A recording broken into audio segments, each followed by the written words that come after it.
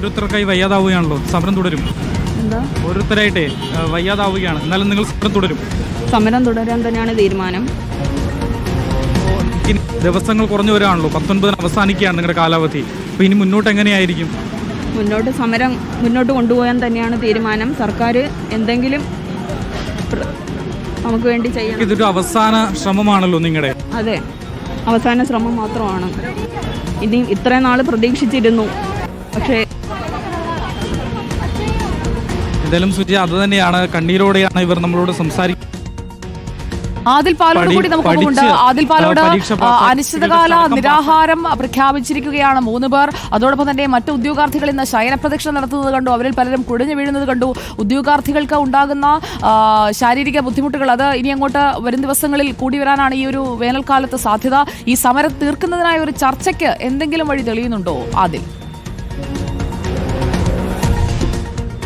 ഒരു വഴിയും തെളിയുന്നില്ല. നമ്മളിപ്പോൾ കാണുന്നു പോലീസ് വാഹനത്തിൽ കുഴഞ്ഞു വീണ ഒരു സമരക്കാരി ഉദ്യോഗാർത്ഥിയെ ആശുപത്രിയിലേക്ക്, ജനറൽ ആശുപത്രിയിലേക്ക് മാറ്റുന്ന ദൃശ്യങ്ങളാണ് കണ്ടത്.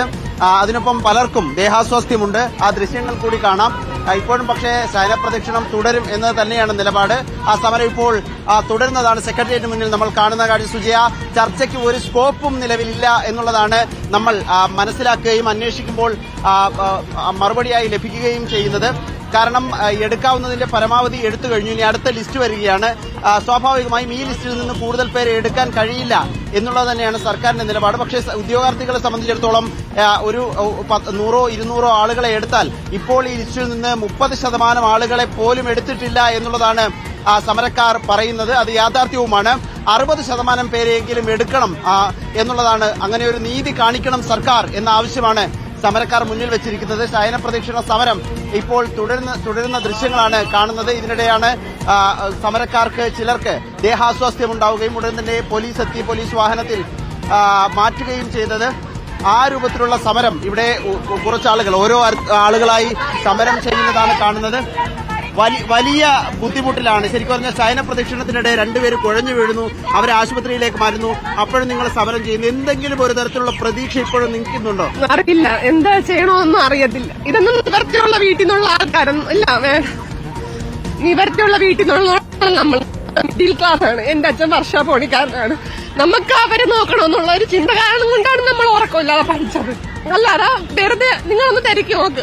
ഇപ്രാവശ്യത്തെ PSC ഒന്നും എഴുതാൻ ഭയങ്കര പാടാണ്. നമ്മൾ ഉറക്കമില്ലാതെ ഫിസിക്കലും ഇതൊക്കെ നമ്മൾ ആഗ്രഹിച്ചതാണ്. ഇപ്പൊ എനിക്ക് ഭയങ്കര ആഗ്രഹമാണ് ഞാൻ ഒരു മിനിറ്റ് പോലീസുകാരി ആവണമെന്ന്. പക്ഷെ ഇതെന്റെ അവസാനത്താണ്. ഇനി എന്ത് ചെയ്യണമെന്ന് അറിയത്തില്ല. പ്രായം കഴിഞ്ഞു.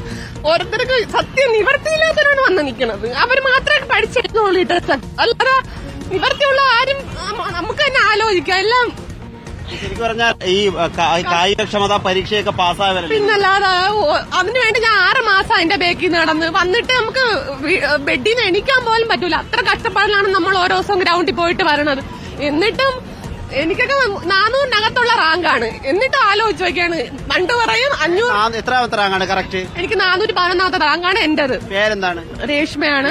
എവിടെ സ്ഥലം? എവിടെ? എന്റെ സ്ഥലം കിളിമാനൂര്. 411 റാങ്ക്.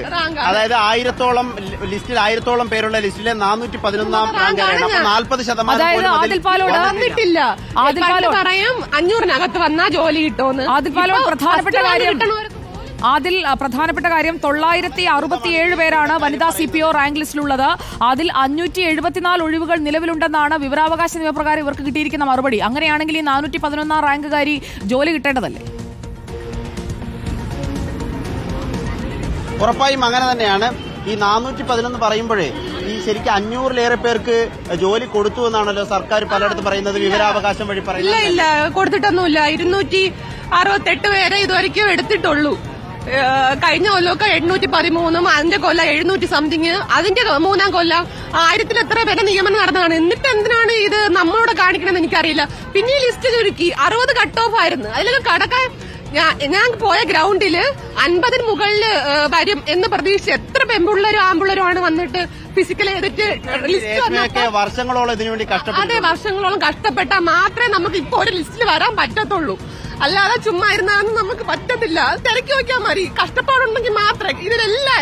എല്ലാരും കഷ്ടപ്പെട്ടുള്ള വീട്ടിൽ നിന്നാണ് പറഞ്ഞത്. അല്ലാതെ അവർക്ക് ലിസ്റ്റ് കയറാൻ പറ്റത്തില്ല.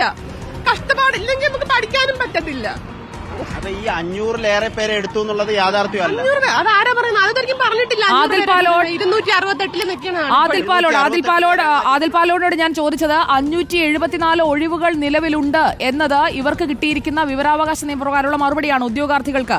ഇപ്പോൾ നിയമന ശുപാർശ കിട്ടിയത് 259 പേർക്കാണ്. അപ്പോൾ 574 ഒഴിവിലെ ബാക്കിയുള്ള ഒഴിവുകൾ നികത്താത്തത് എന്താണ്? ശരിക്കും പറഞ്ഞാൽ ഒരുപാട് ഒഴിവുകൾ നിലനിൽക്കുന്നുണ്ട്. നേരത്തെ ചോദിച്ചതിലൊരു വ്യക്തത കുറവ്. ഈ 500-ലേറെ ഒഴിവുകൾ റിപ്പോർട്ട് ഒഴിവുകളാണ്.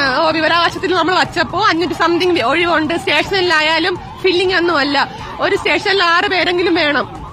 അതൊന്നും പലയിടത്തും വേക്കന്റ് ആയിട്ട് കിടക്കുകയാണ്. എന്നിട്ടാണ് ഇവരെന്താണ് ആളിനെ എടുക്കാത്തതെന്ന്. ശരിക്കും പറഞ്ഞാൽ വലിയ വനിതാ CPOമാരില്ലാത്ത പ്രതിസന്ധി സംസ്ഥാനത്തുണ്ട്. 15% ആവണമെന്നാണ് പറയുന്നത്. പക്ഷെ 11 സംതിങ്ങേ ആയിട്ടുള്ളൂ. എന്നിട്ട് എന്താ വേക്കൻസി ഉണ്ട്. പിന്നെ എന്താണ് ലിസ്റ്റ് വന്നവർക്ക് ജോലി കൊടുക്കാത്തതാണ്. രേഷ്മയുടെ ഇത്രയും പറഞ്ഞല്ലോ. ഒരു കാര്യം ചോദിച്ചാൽ ഈ കുടുംബപരമായിട്ടും ഈ ജോലി കിട്ടിയിട്ടൊന്ന് മെച്ചപ്പെടണമെന്ന് ആഗ്രഹിച്ച് പഠിച്ച് ജയിച്ചു വന്നതാണോ? അല്ലാതെ ആരെങ്കിലും പഠിക്കോ? അല്ലാതെ ഇരുന്ന് പഠിക്കോ ആരെങ്കിലും? എന്റെ അച്ഛൻ വർഷാപ്പ് പണിക്കാരനാണ്. വീട്ടിൽ നോക്കണമെന്നുള്ള ചിന്ത കൊണ്ട് മാത്രമാണ് ഞാൻ കല്യാണം കഴിച്ചിട്ട് 6 മാസം ആയതേ ഉള്ളൂ. അതുവരെ ഒരു ജോലി കിട്ടിയിട്ട് കല്യാണം കഴിക്കാനും പറഞ്ഞു. ഇന്ന് ലിസ്റ്റ് വന്നതിന് ശേഷം ഫിസിക്കലിന് കഴിഞ്ഞിട്ടാണ് ഞാൻ ഒരു മേഖലയിൽ തന്നെ ആലോചിച്ചത്. എന്നിട്ട് എന്താണ് ലിസ്റ്റിൽ ഇത്രയും തന്നെ വൈകിപ്പിച്ചത്? ജോലി കിട്ടിയൊരു സ്വന്തം ഈ വന്നതില് കാസർഗോഡ് നിന്ന് ഒരാൾക്കാരുണ്ട്. അവരെല്ലാം 30 വയസ്സിലുള്ള പെൺപിള്ളവരൊക്കെ ഞാൻ ചോദിക്കുമ്പോ അവര് കല്യാണം കഴിഞ്ഞിട്ടില്ല. അപ്പൊ അവരെല്ലാരും ഈ ലിസ്റ്റ് വരട്ടെ, എന്തെങ്കിലും ആവട്ടെ. എല്ലാരും ഇപ്പൊ അതല്ലേ ആഗ്രഹിക്കുന്നത്. കുടുംബത്തിനും വലിയ പ്രതീക്ഷ ഉണ്ടായിരുന്നല്ലേ?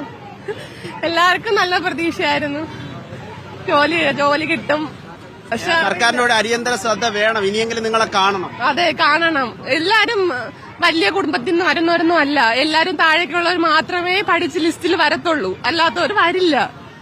കഷ്ടപ്പെട്ട് മാത്രമേ നമുക്ക് ലിസ്റ്റിൽ വരാൻ പറ്റത്തുള്ളൂ. കണ്ണ് നിറഞ്ഞ് പറയുന്ന ഈ ഉദ്യോഗാർത്ഥികളെ അധികൃതരൊന്ന് കാണണം. ഒഴിവുകൾ 500-ലധികമുണ്ടെന്ന് RTI പ്രകാരം അവർക്ക് കിട്ടിയ അറിയിപ്പാണ്. എന്നാൽ അതിൽ പകുതി മാത്രമാണ് ഇതുവരെ നികത്തിയിട്ടുള്ളത്. 30% മാത്രം ഒഴിവുകൾ നികത്തിയിരിക്കുന്നു. 967 പേരുള്ള ഒരു വനിതാ CPO റാങ്ക് പട്ടികയിൽ നിന്ന് 14 ദിവസം കഴിഞ്ഞാൽ ഈ റാങ്ക് പട്ടിക അസാധുവാകും. അതിന്റെ കാലാവധി കഴിയുകയുമാണ്.